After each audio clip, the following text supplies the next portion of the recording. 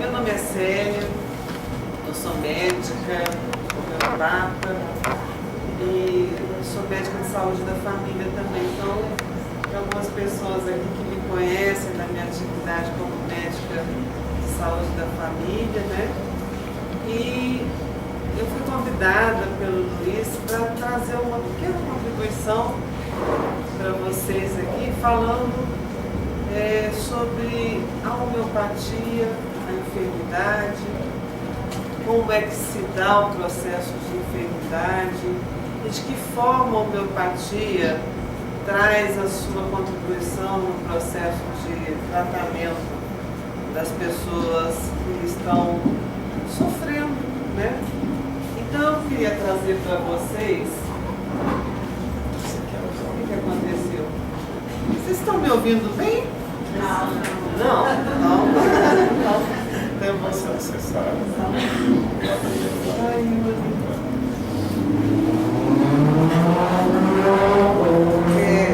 Alô?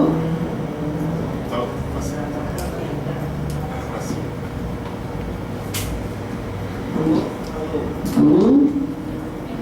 Tá ouvindo bem agora? Está. Eu falo alto, então eu achei que não ia precisar. Mas vocês estão vendo ali naquela foto umas plantinhas, uns frascos, um pilão com um vasilhame, uns glóbulozinhos. É uma foto que mostra um pouco do processo de elaboração de um medicamento homeopático. Mas eu queria falar para vocês um pouco antes sobre algumas noções, algumas diferenças que se fazem necessárias em relação ao que é a homeopatia, né?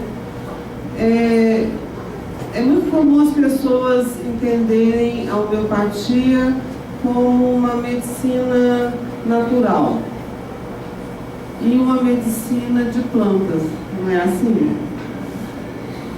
Então, a homeopatia, ela não trabalha só com plantas, ela trabalha com animais e trabalha com minerais também.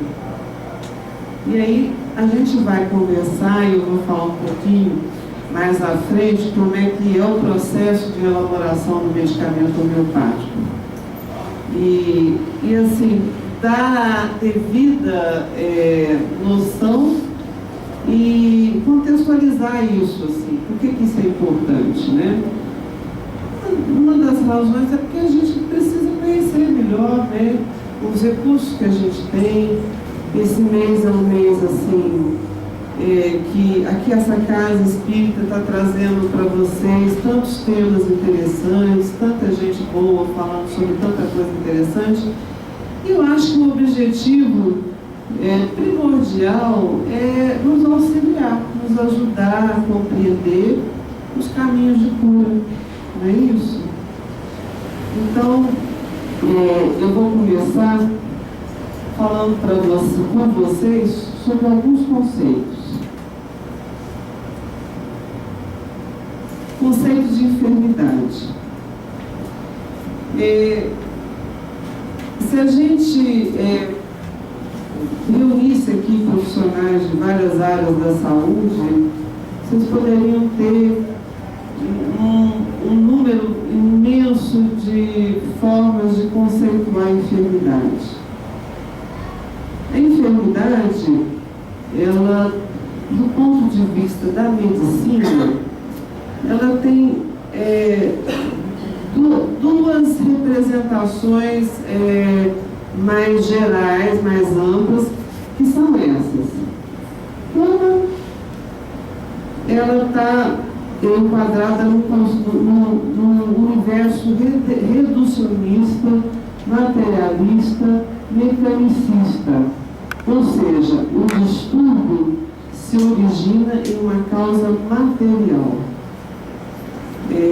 A medicina, nossa medicina tradicional, a medicina alopática, a nossa ciência vigente, ela trabalha nesse universo, buscando alterações moleculares, alterações enzimáticas, alterações hormonais, para justificar o processo de adoecimento. O que tem se discutido, e eu acho que ainda vai acontecer esse processo, é que essa forma de tratar cientificamente o processo de adoecimento e o processo de cura em contraposição não tem dado conta de resolver os problemas. Vocês já viram, eu ouço muito, enquanto atendendo as pessoas dizendo assim: a gente toma um remédio para auxiliar uma coisa e acaba atrapalhando outra coisa, não é isso? Então você toma um remédio para osteoporose e acaba tendo um problema no estômago. Você toma um remédio para o estômago e acaba tendo um problema no intestino. Acaba tendo um problema de osteoporose, porque o remédio para o estômago impede a absorção de cálcio. E assim acontece muito frequentemente. Nós evoluímos muito cientificamente, a gente hoje consegue entender muito mais as doenças, o processo de adoecimento, mas eu acho, a minha visão como alguém que se enquadra no segundo conceito, que a gente ainda tem um chão para caminhar, para entender esse processo de adoecimento, que na visão espiritualista, o distúrbio se dá em um campo imaterial até que possa determinar o comprometimento físico. Ou seja, o comprometimento físico, molecular, atômico, ele se dá depois de um acometimento imaterial, espiritual. É assim que eu entendo, é assim que a homeopatia entende, é assim que a doutrina espírita também entende. O Luiz falou muita coisa que a gente vai voltar a falar, e ele disse muito bem. A gente praticamente vai repetir o que o Luiz falou, porque ele disse muito bem sobre isso, né? Sobre o espírito sendo o gerenciador, o organizador do nosso processo de saúde ou doença. Então a gente vai comentar sobre isso, mas daqui a pouquinho. Não sei se vocês estão conseguindo enxergar aí. Aqui a gente está colocando no quadro as visões materialista e espiritualista. Na visão materialista, a ordem causal da enfermidade, ela se dá por predisposições genéticas herdadas ou aleatórias, alterações do DNA, desarranjos biomoleculares, perturbações das funções celulares, mau funcionamento dos órgãos, doença física ou psíquica, distúrbio sem finalidade alguma. Então, o que se busca é tratar essas perturbações sem uma compreensão de o porquê esse processo se dá. Por que a pessoa adoece? Então, é muito comum na visão materialista do processo de saúde e doença a gente justamente questionar, mas por que isso está acontecendo comigo? Por que eu estou assim? Por que minha mãe ficou doente? Por que meu pai ficou doente? Por que meu filho está doente? Por que eu estou assim?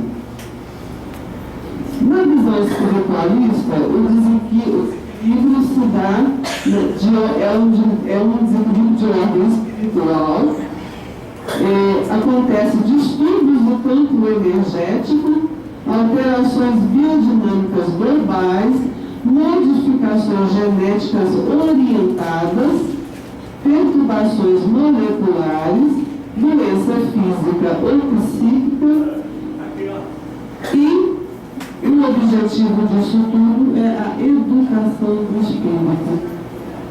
Então, esse quadro, ele tenta mostrar, em linhas gerais, a diferenciação de entendimento do processo de adoecimento.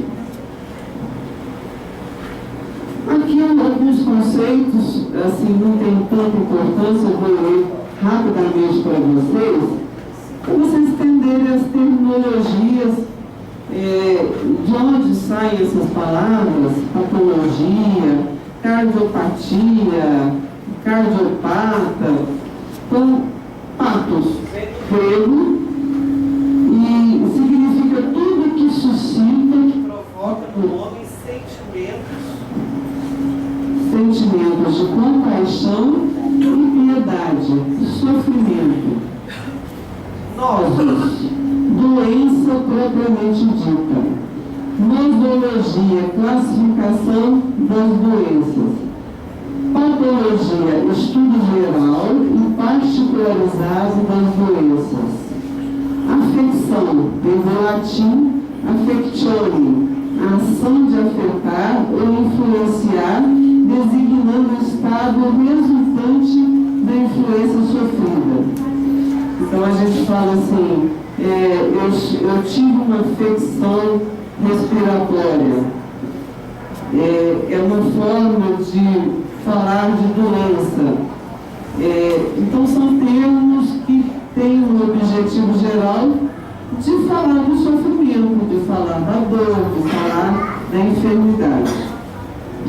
Doença, do latim, dolentia, dolens, mais entes, sentir ou causar dor. Enfermidade, do latim,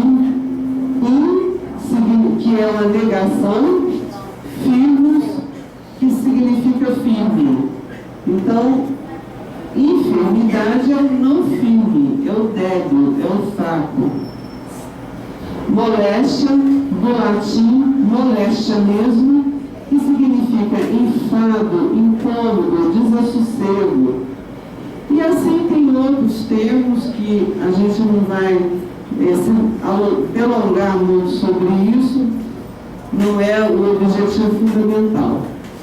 Mas para dizer que hoje aqui, quando a gente for tratar do assunto, a gente vai falar enfermidade ou doença como se fosse a mesma coisa, tá?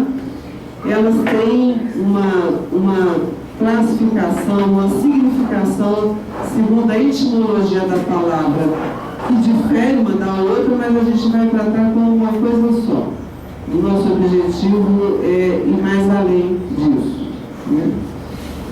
Na estratégia de saúde da família, alguns autores atualmente têm tratado de uma forma muito interessante, que eu particularmente gosto, que a doença seria o mal em si, a desordem em si. E enfermidade seria a sensação subjetiva do processo de adoecimento. Então, é um tratamento que dá uma abrangência maior ao processo de adoecimento. A gente, com isso, não tem um foco somente na doença, mas no doente. Como o doente sente, sofre com a sua doença. E essa é uma tendência, é uma linha, é uma recomendação para que os médicos e todos aqueles profissionais que lidam com a saúde desenvolvam essa percepção. Olhar para aquela pessoa que busca o auxílio, que busca a ajuda do profissional, não como um indivíduo que tem um monte de pedaços de corpo, de carne, com acometimento, com partes doentes. Olhar para aquele indivíduo como alguém num processo próprio, particular, de sofrimento, alguém que sente aquela unha encravada, aquela úlcera, aquela gastrite, de uma forma particular, pessoal.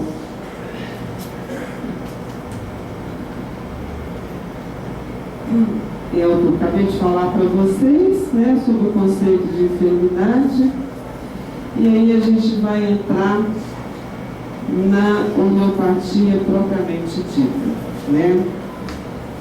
Eu vou lá no final, eu não coloquei na ordem que eu deveria ter colocado aqui. Os slides para apresentar para vocês um pouco da história da homeopatia. E o que eu gostaria de tratar aqui hoje é pontos de aproximação da homeopatia com a doutrina espírita. Então, a homeopatia, ela começa com Samuel Hahnemann. Samuel Hahnemann era um médico alemão. Ele pobre, muito inteligente, muito estudioso, e para sobreviver durante a sua formação em medicina, ele falava várias línguas e ele se sobrevivia fazendo traduções de livros de farmacologia, de medicina, do francês, do italiano, do inglês para o alemão. Então não é pouca coisa, né? E ele, numa dessas traduções, ele estava com um material que era um livro de farmacologia de um farmacologista chamado Cullen. Este Cullen havia, Hahnemann traduzindo, se deu com um capítulo onde esse Cullen falava sobre o quinino. Ele veio ao Brasil não, veio na Amazônia, porque todos aqueles países, eu acho que mais especificamente no Peru, aqueles países onde a floresta amazônica abrange. E ele notou o seguinte, que a população de uma determinada região na floresta amazônica era uma população que não desenvolvia malária. E aquilo chamou a atenção.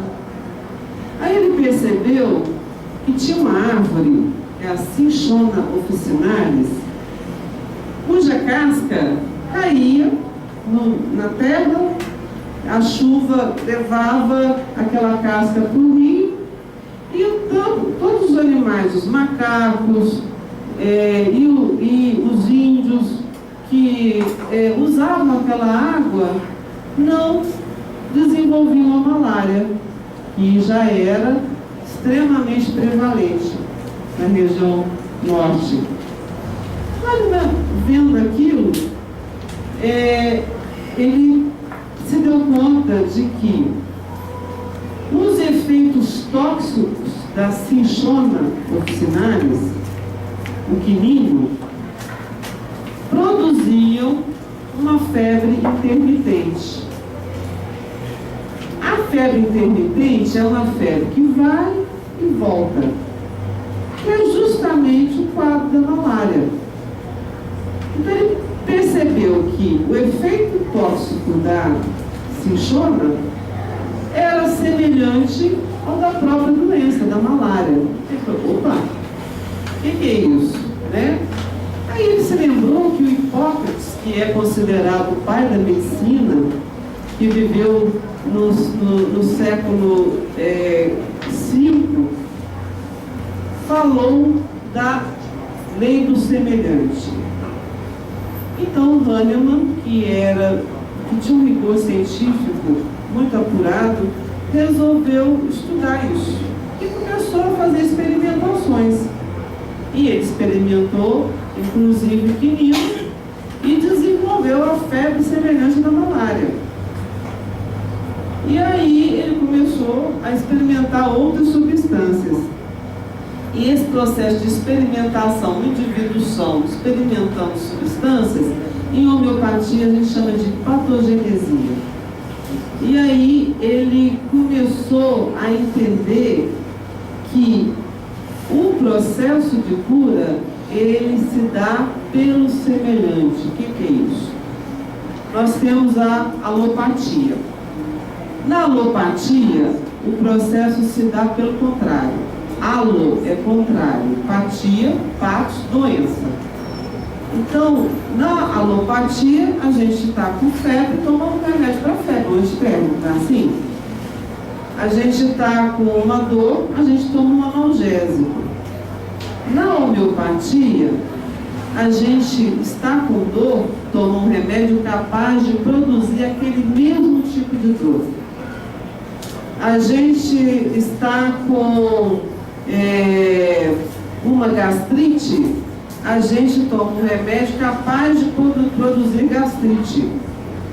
Então, é o semelhante atuando terapeuticamente naquilo que também tem uma semelhança na sua forma de apresentação no indivíduo. Só que ele começou a experimentar e percebeu o seguinte, que dar um remédio capaz de produzir diarreia em um indivíduo com diarreia, ou seja, estaria tratando segundo o princípio da semelhança, às vezes quase matava o indivíduo de diarreia. Então a pessoa tomava e piorava muito a diarreia para depois melhorar. Ele começou então a diminuir a concentração da substância material. E ele foi diluindo e foi percebendo que o remédio trazia menos efeitos colaterais, menos efeitos adversos, e a melhora e a resposta acontecia. Então ele ia diluindo, e a pessoa continuava respondendo. E aí ele começou a diluir uma gotinha da substância da tintura mãe, que é a substância material, é o remédio in natura, a planta, o mineral in natura, diluía uma gota do remédio em 100 gotas de água alcoolizada. Pegava uma gota desse vidrinho já diluído, com uma gotinha em 100 gotas de água alcoolizada, e diluía de novo. E ele foi diluindo até chegar na 12ª diluição. Quem fez cursinho, quem fez faculdade de física, vai lembrar do número de Avogadro. A partir da 12ª diluição, já houve total dispersão molecular, ou seja, já não tem mais matéria. Uma molécula ficou no frasco, no outro já não tem mais. Então acabou a matéria. Ali só tem água alcoolizada. Só que ele se surpreendeu que um remédio, com a sua natureza, com as suas características, continuava atuando. Ele começou a dar mais diluições para as pessoas que ele estava tratando e viu que os efeitos colaterais praticamente acabavam e o tratamento persistia, a substância continuava atuando. Então, a isso ele atribuiu um efeito energético, um efeito espiritual, foi como ele deu o nome na época, a substância espiritual, um remédio espiritual. Não tem mais matéria. O que tem então?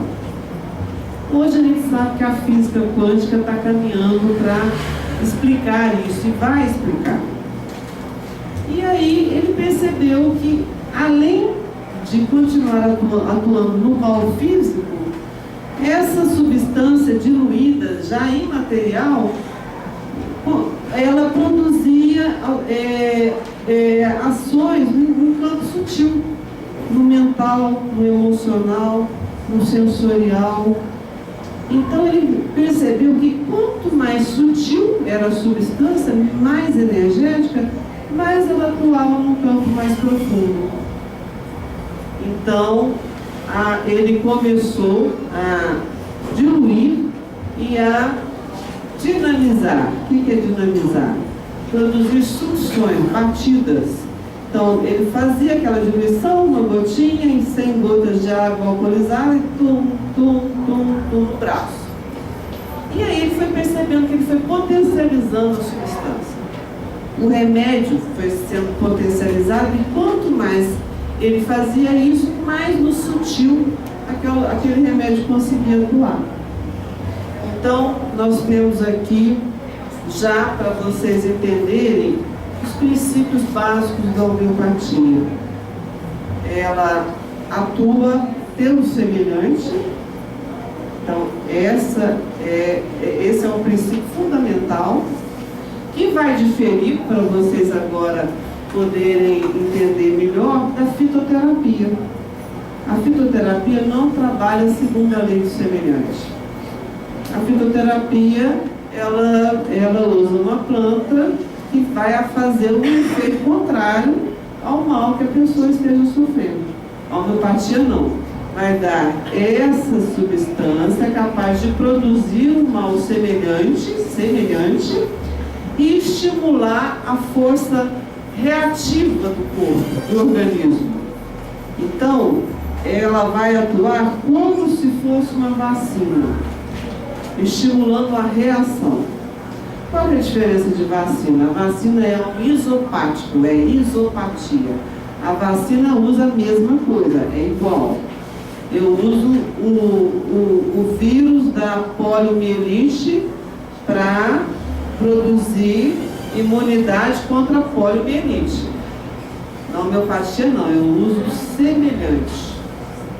Eu tenho disponível na natureza, e ainda muita coisa a ser experimentada, vários recursos naturais, animais e minerais, que vão me dar quadros para que eu possa, em estudando esses quadros, né, o que eles foram capazes de produzir nas experimentações, usar naqueles indivíduos que buscam a minha ajuda para tratarem seus males.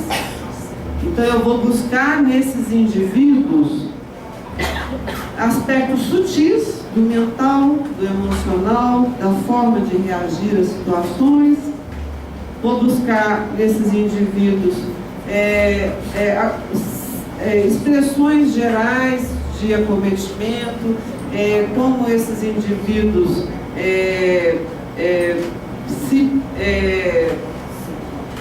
se comportam diante de um processo de doença e as alterações físicas.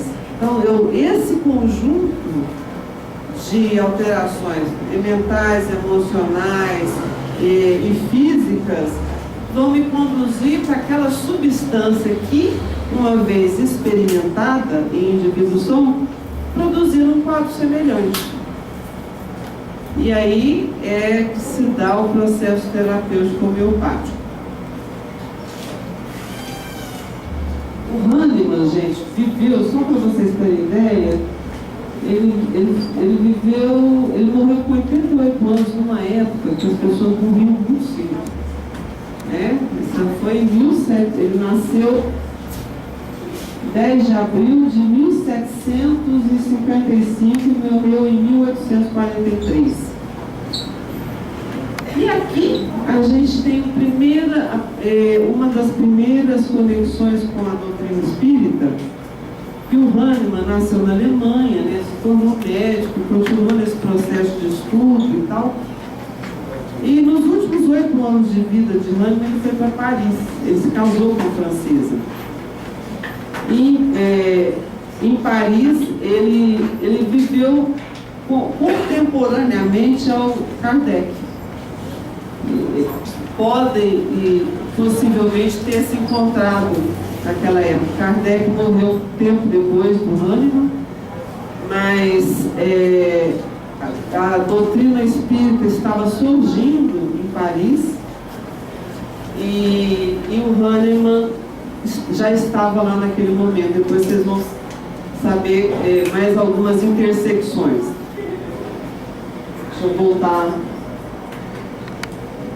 Aqui o Kardec, né, que vocês viram que o Hahnemann morreu em 1843, né?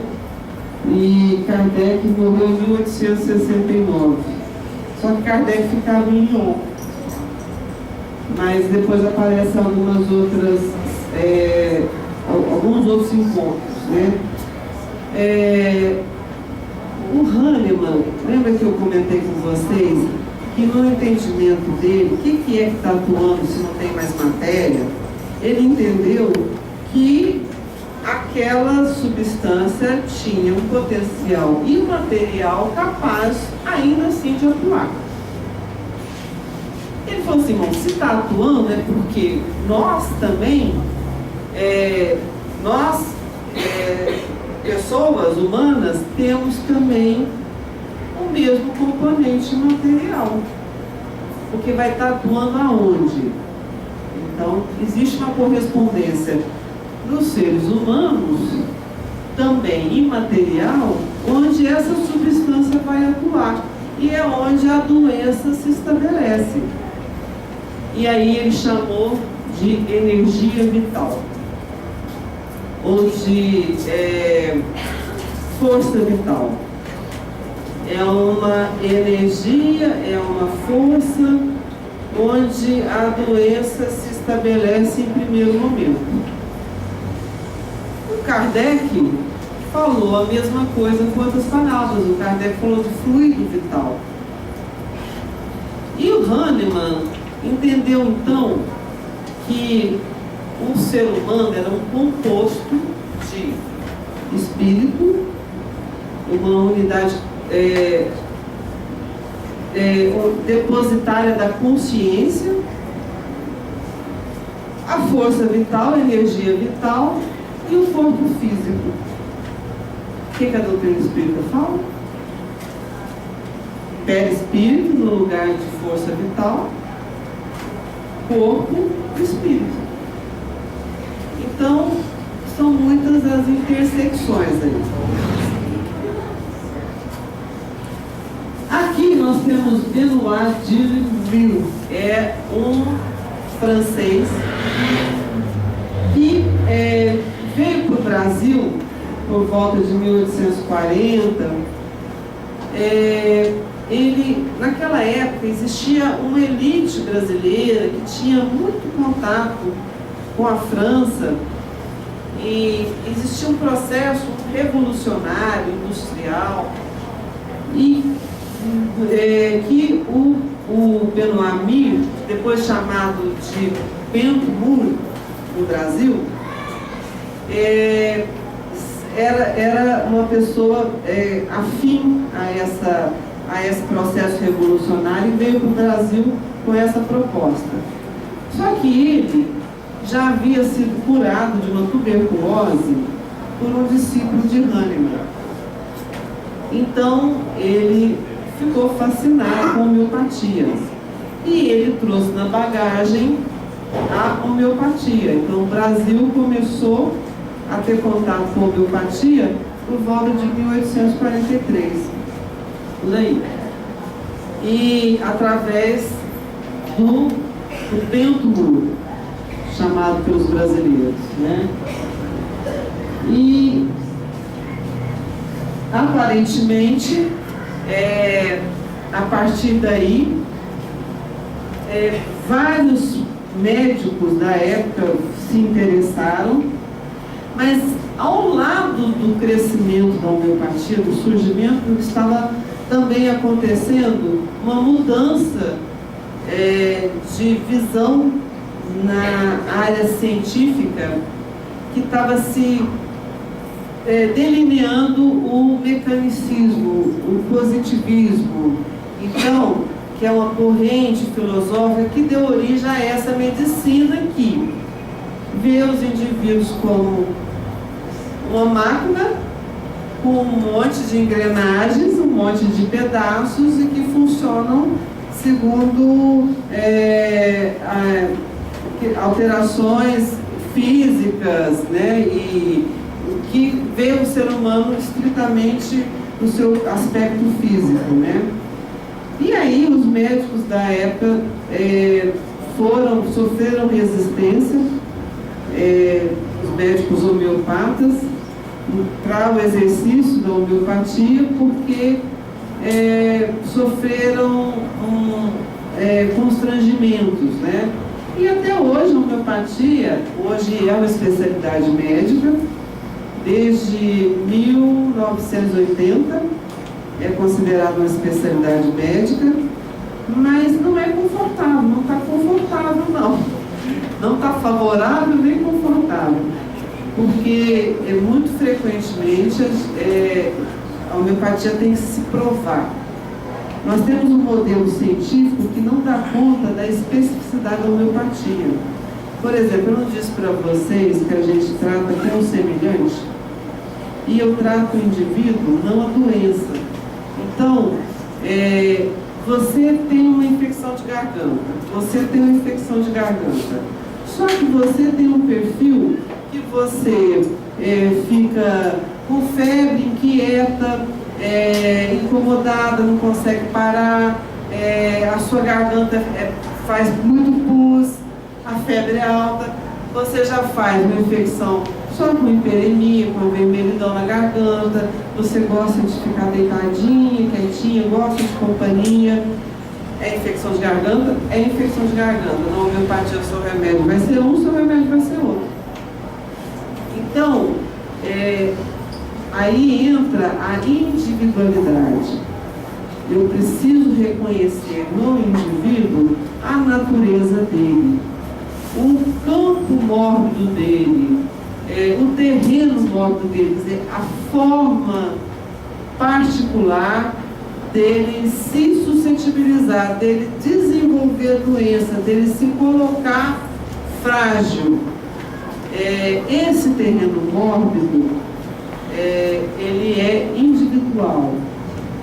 Então, cada um desenvolve de um jeito específico, segundo o que a gente chama de idiosincrasia. É como cada um particularmente é afetado.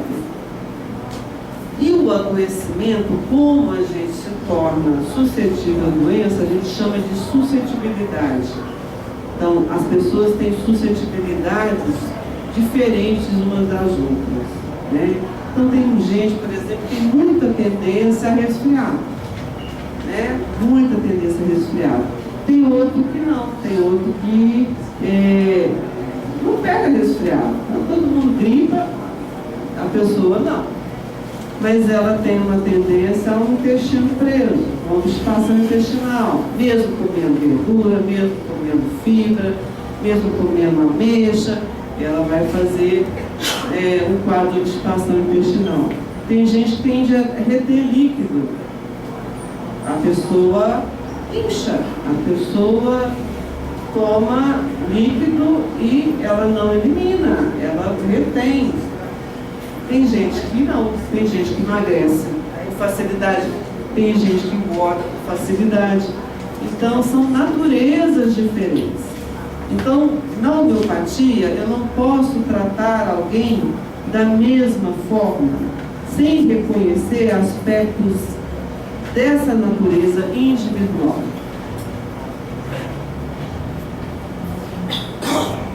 Uma outra coisa interessante, assim, de intersecção. Como se faz para identificar essa personalidade? É o todo.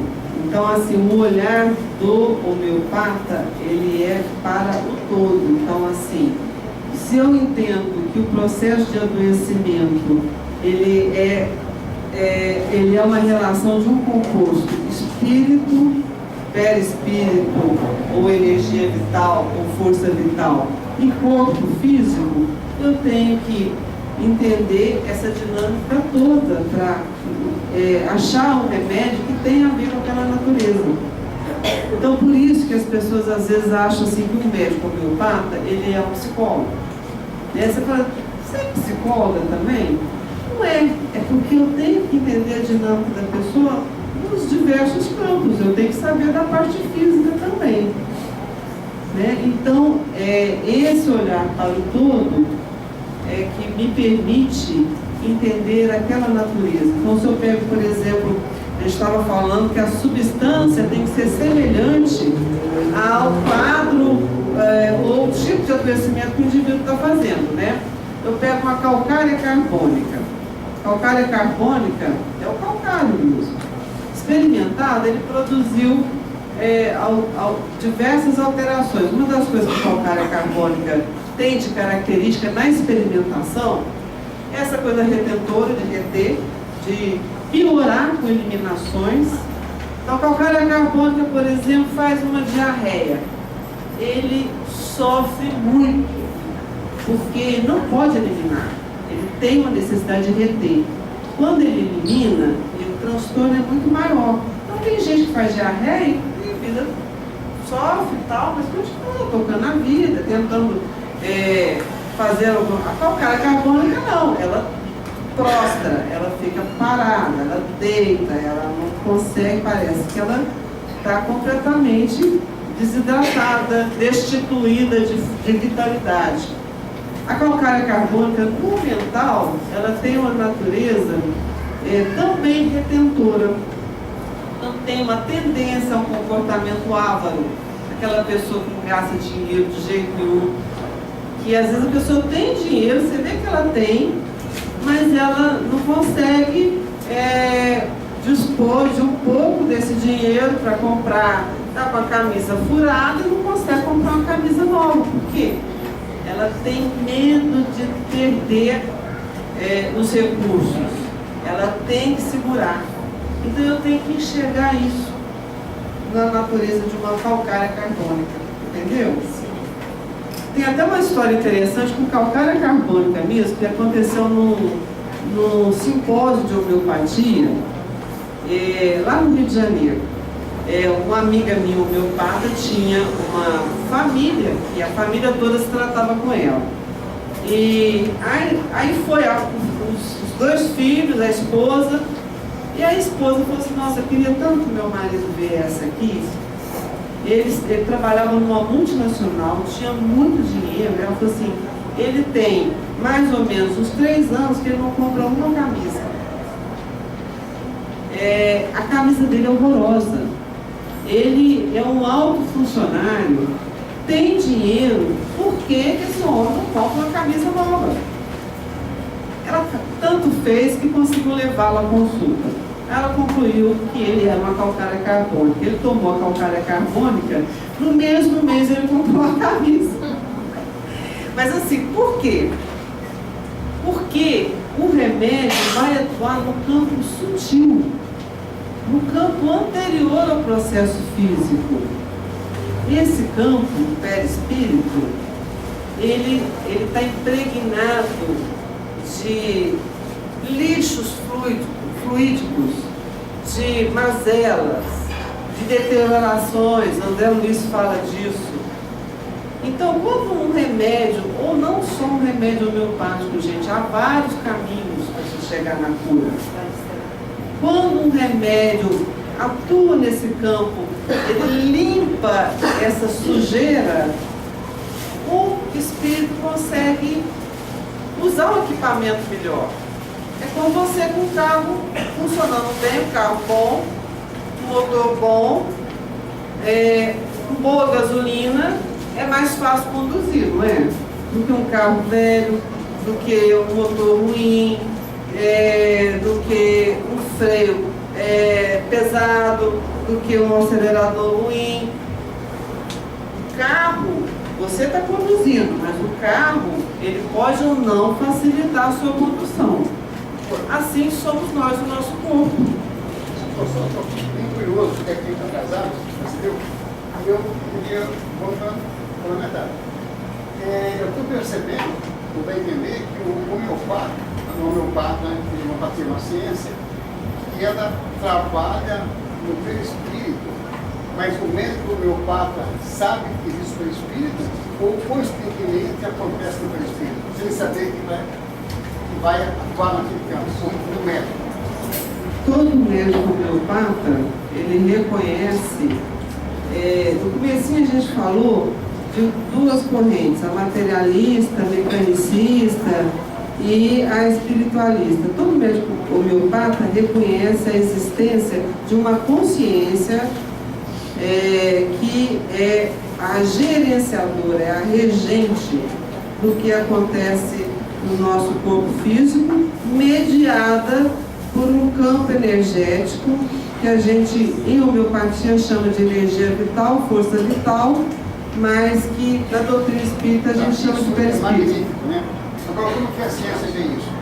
Porque a ciência sempre, ela é... A ciência ainda não vê, a ciência oficial, né? Mas isso já foi visto pela ciência.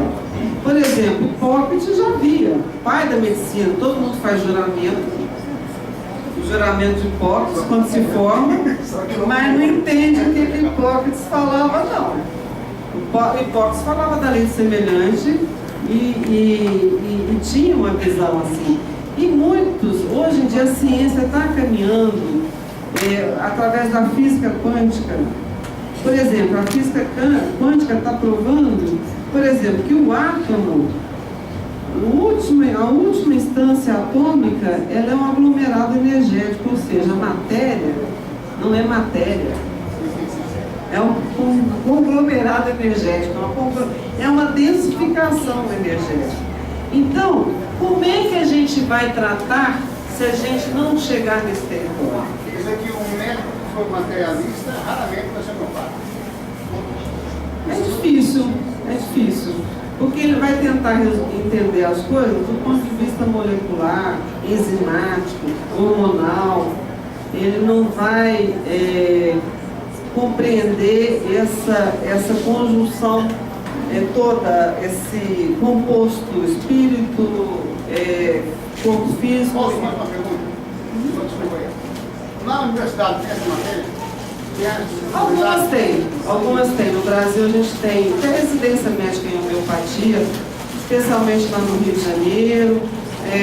A gente tem um grupo bom em Juiz de Fora. Eu, por exemplo, estive no Rio muitos anos, foi lá que foi minha formação em homeopatia, e a gente fez um trabalho com a Fundação Oswaldo Cruz. Mas sempre assim, não de uma forma oficializada, institucionalizada, sempre porque tem alguém que foi beneficiado com um tratamento homeopático e que resolveu trazer aquilo, né? Abrir portas, né? Não é uma coisa fácil. Aí, a gente estava então falando desse caminho de entendimento, da suscetibilidade, da idiosincrasia, quer dizer, cada um adoece de uma forma particular, né? E do terreno mórbido, que Hahnemann chamou de miasma. Ele começou a perceber características que diziam que havia alguma composição no processo de adoecimento que era favorecida por uma alteração específica. Então, ele entendeu que haviam 3 miasmas. Miasmas era como se fosse, é um nome errado, na época ele deu esse nome, mas é o terreno mórbido, é a nossa tendência, a forma, existe um terreno mesmo, um cogumelo. Você pode tirar um cogumelo que nasce numa floresta, numa região, um monte de coisa, você tira o cogumelo, vai nascer de novo, porque o terreno é favorável ao crescimento de cogumelos. Assim é a doença. Você pode tirar o cogumelo, ou seja, a doença, mas o terreno continua favorecendo o crescimento de novos cogumelos, novas doenças, nova praga, erva daninha. Você tira e ela nasce de novo, não nasce? Por quê, gente? Porque não é ali, não é tirar, não é o que está na superfície. O mal pela raiz. É o mal pela raiz. E a raiz qual que é? A raiz é o espírito. Então, a homeopatia é puro espírito? Não, porque ela tenta tratar o levou aquele espírito daquelas alterações. A homeopatia melhora o equipamento. Melhora o perispírito, ela limpa, é como se fosse assim. O perispírito, ele drena, ele limpa, ele recolhe, ele absorve como o carvão todas as mazelas do espírito, as dificuldades do espírito, o olhar equivocado do espírito, a natureza ainda nociva do espírito. O perispírito absorve isso. E o corpo físico limpa o perispírito. Então a doença para o corpo físico para drenar esse mal, esse lixo fluídico. Então, o que a homeopatia vai fazer? Vai melhorar muito, se for um remédio acertado, vai melhorar muito a vida do espírito, porque o espírito vai ter mais acesso à consciência, mais visão.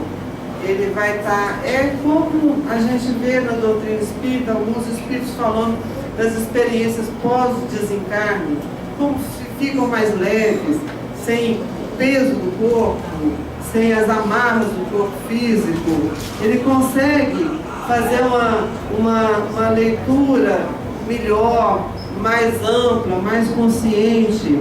Então esse espírito com o corpo, com o perispírito limpinho, vai ter mais instrumentos para atuar. Muitos homeopatas, só concluindo isso aqui, muitos homeopatas, expoentes da homeopatia, tratam o adoecimento como o mal pensar, o mal sentir, o mal atuar. A gente adoece porque a gente pensa errado, a gente sente errado e a gente age errado. Então, nós realmente não podemos estar no paraíso.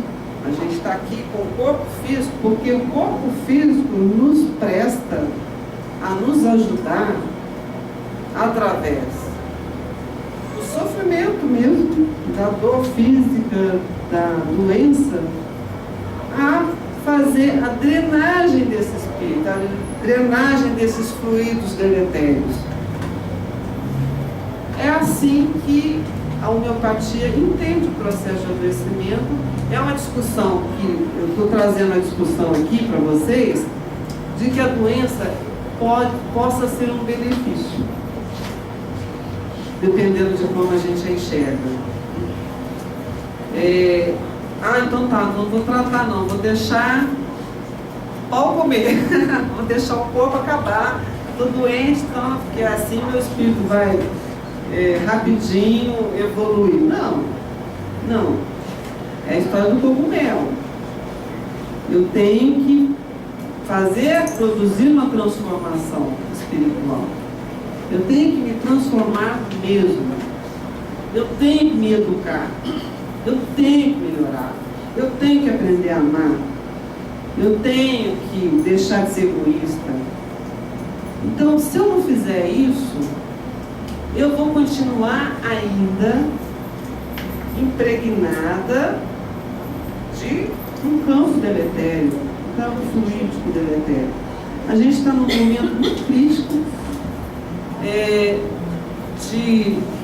de um momento no Brasil, né, de eleições, né, e vocês Com certeza todos nós aqui temos experiências de brigas, de gente que pensa assim, que pensa assado, que acha isso, que acha aquilo, criando um clima pesado, né? Você vai abrir lá o WhatsApp, tem uma publicação, e se você tiver amigo dos dois lados, vem uma do lado e outra do outro, não é?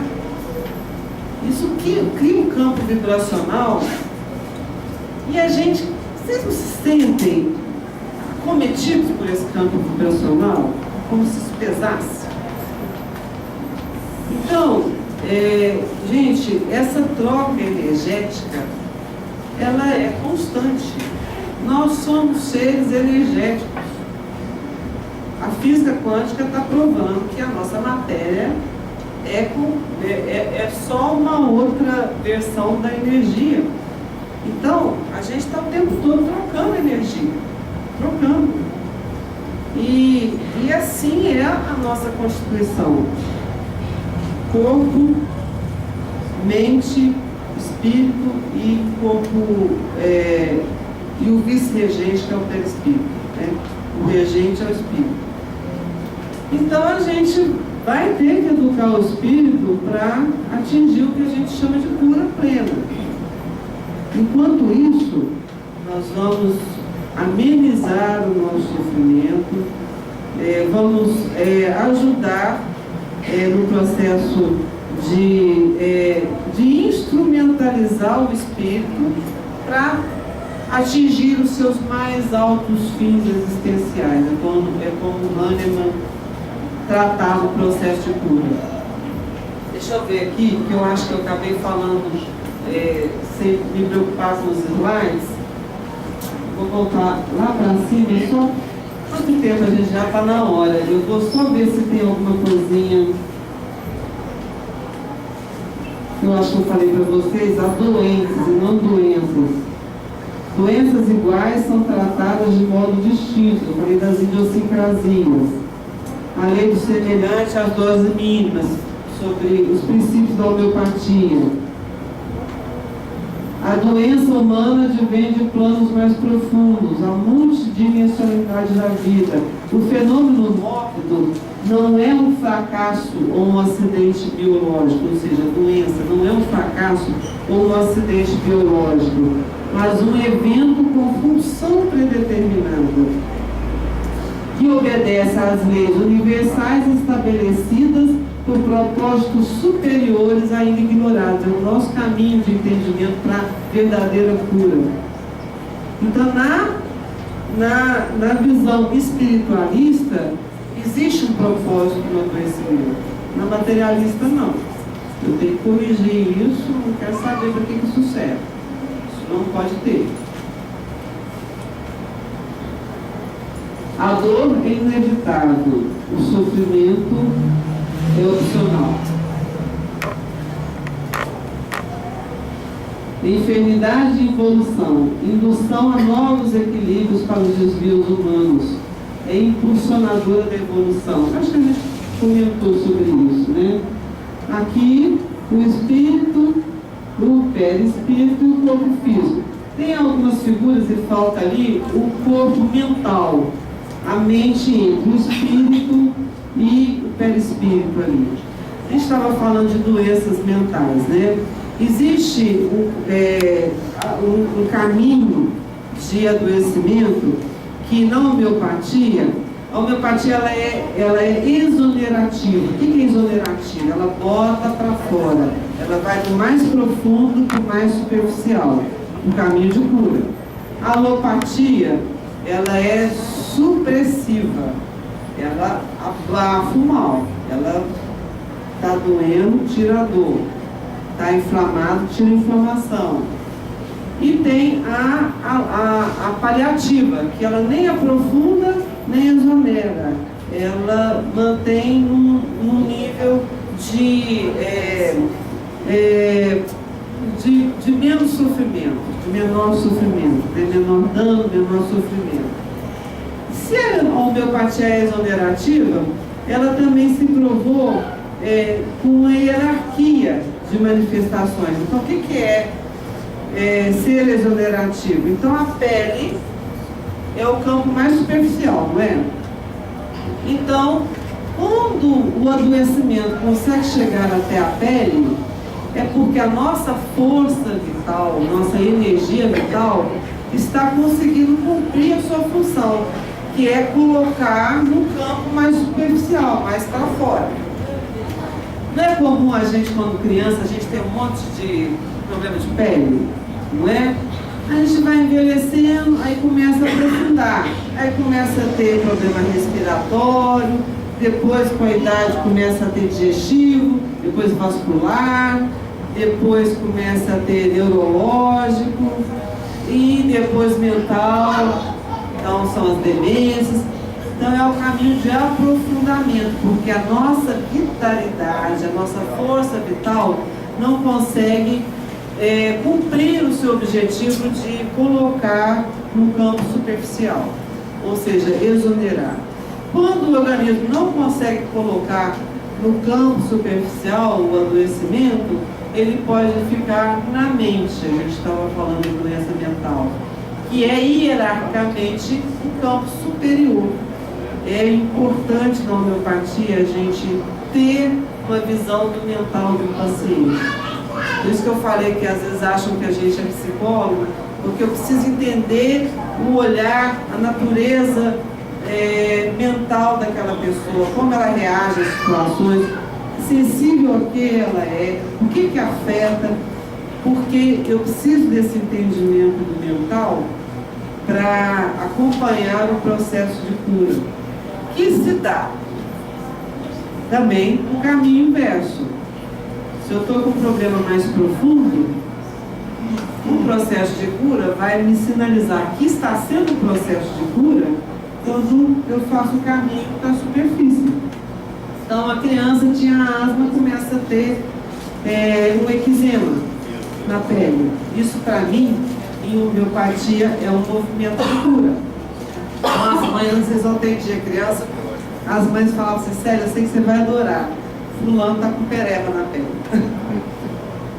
Eu falei assim: vou mesmo, porque tinha asma, agora está com pereba, então ele está fazendo um caminho de cura, que é uma lei de cura em homeopatia. Tá certo, gente? Então, uma pergunta. A senhora falou no início da palestra que a doença vem primeiro no corpo, no Perispírito.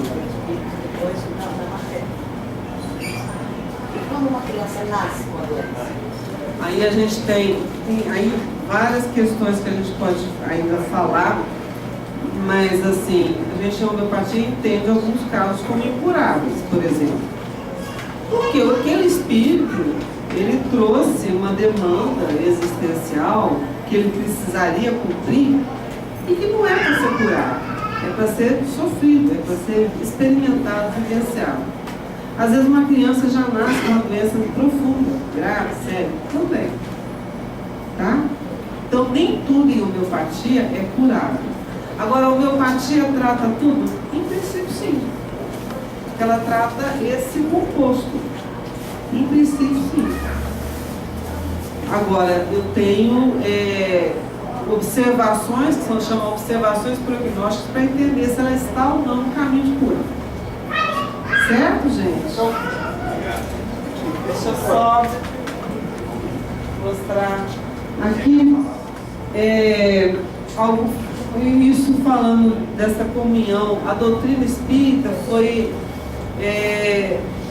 parceira da homeopatia desde o início. A homeopatia chegou primeiro aqui no Brasil, pouco antes, 20 anos antes. Depois chegou a doutrina espírita. Houve quem disse que foi a mesma pessoa, o Benoît Mur, que trouxe livros espíritos da França. Quando Kardec começou com a construção, né, a decodificação da doutrina espírita.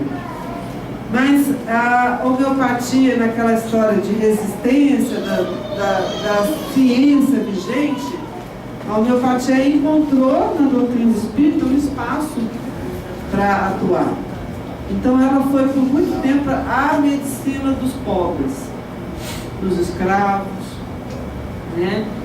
E quem é um homeopata, foi um homeopata que vocês conhecem, com certeza, o doutor Bezerra de Menezes, né?